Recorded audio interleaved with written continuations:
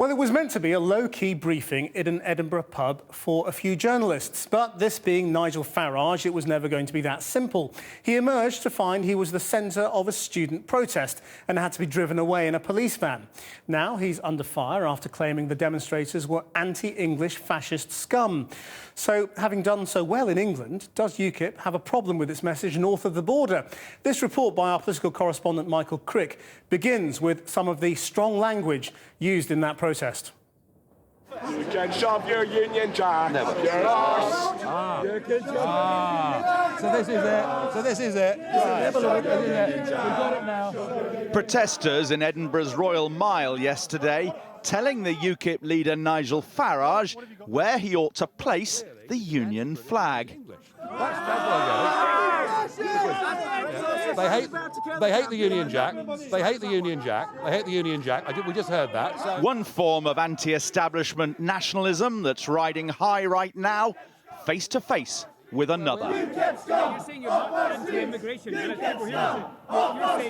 The demonstrators were anti-English, Farage suggested, though they say that some of their number are actually English themselves, and they accused him of being racist because of UKIP's stance on immigration. Immigrants are welcome here, Farage. You're not.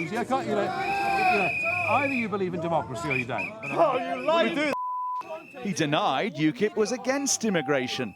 Have you read our stuff? Of course, I listen to you all the time. Have you seen we're the only party in UK politics that forbids former extremists from even joining us? Don't ask, don't tell policy. The Labour Your Party. Don't ask, don't tell policy. Anti-Semites and fascists. You know it is. Anti-Semites? Yes. Eventually, he had to be taken away by a police van. And today, still upset, Farage lost his normal cool when faced by tough questions from Radio Scotland. And remind me how many elected representatives you have in Scotland? Absolutely none, but rather more than the BBC do. And, you know, we could have had this interview in England a couple of years, although I wouldn't have met with such hatred as I'm getting from your questions. And frankly, I've had enough of this interview. Goodbye.